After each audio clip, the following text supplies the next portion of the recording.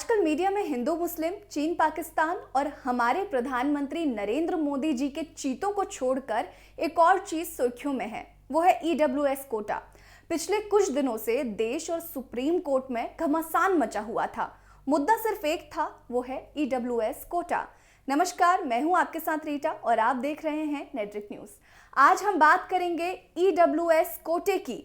आखिर क्या है ईडब्ल्यूएस कोटा?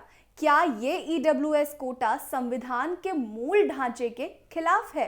ईडब्ल्यूएस आरक्षण के अंदर कौन कौन लोग आते हैं?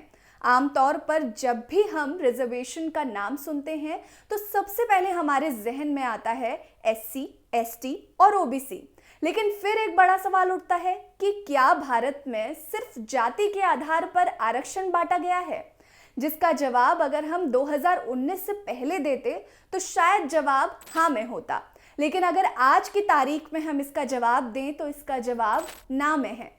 क्योंकि 2019 में नरेंद्र मोदी की सरकार ने आर्थिक तौर पर पिछड़े लोगों के लिए यानी कि जनरल कैटेगरी के गरीब लोगों के लिए 10% आरक्षण देने के लिए संविधान में एक संशोधन किया था, जिसे लेकर आज तक सुप्रीम कोर्ट में बवाल मचा हुआ है। बवाल क्या है ये बाद में समझेंगे, इससे पहले ये समझ लेते हैं कि आखिर ये ईडब्ल्यूएस कोटा है क्या। ईडब्ल्यूएस कोटा यानी कि इकोनॉमिकली वीकर सेक्शन, जिसके जरिए सरकार स्वर्ण समाज के गरीब लोगों को भी सरकारी संस्थानों से लेकर निजी संस्थानों तक 10% आरक्षण देगी। यानी कि सरकारी तो सरकारी, इसके तहत प्राइवेट में भी आपको एक आरक्षण दिया जाएगा।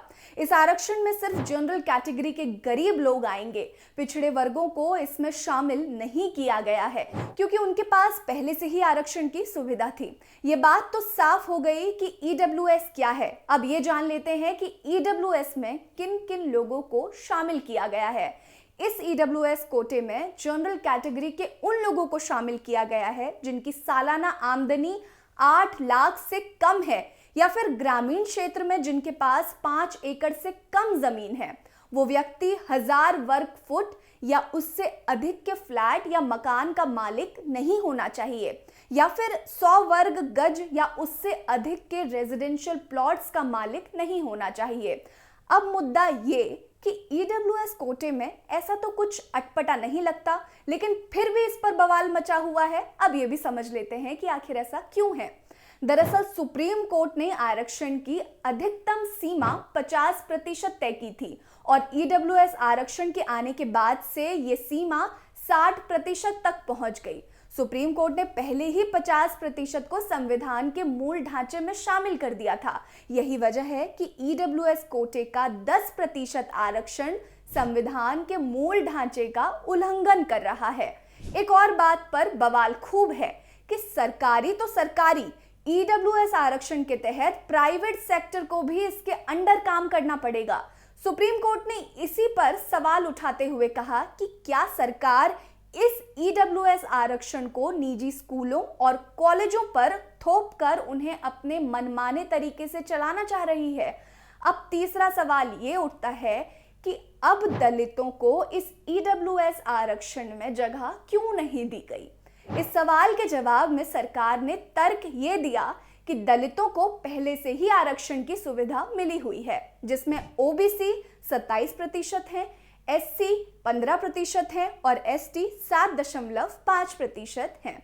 हमेशा से ही आरक्षण का आधार सामाजिक रहा है, लेकिन इस बार ये आर्थिक आरक्षण शायद कुछ नया करे। लेकिन सवाल अभी भी यही है कि क्या सुप्रीम कोर्ट द्वारा ये कोटा खत्म कर दिया जाएगा या इकोनॉमिकली वीकर सेक्शन यानी कि आर्थिक रूप से कमजोर जनरल कैटेगरी के गरीब लोगों को यह आरक्षण दिया जाएगा। ये बात सरकार के ऊपर डिपेंड करती है और ऑब्वियसली ये बात सुप्रीम कोर्ट के ऊपर डिपेंड करती है। लेकिन आपको क्या लगता है, क्या ईडब्ल्यूएस कोटे के अंदर दलितों को आरक्षण मिलना चाहिए? क्या ईडब्ल्यूएस कोटे को लाकर सरकार प्राइवेट संस्थानों पर अपना हुक्म चलाना चाहती है? क्या ईडब्ल्यूएस कोटे से संविधान के मूल ढांचे पर असर पड़ा है? क्या उसकी गरिमा टूटी है? इसका जवाब आप हमें कमेंट बॉक्स में जरूर दीजिएगा। और अगर आपको ईडब्ल्यूएस कोटा समझ आया हो तो कमेंट सेक्शन में कमेंट करके जरूर बताइए कि वीडियो कैसा लगा और इस वीडियो को ज्यादा से ज्यादा शेयर करिए। बने रहिए हमारे साथ। नमस्कार।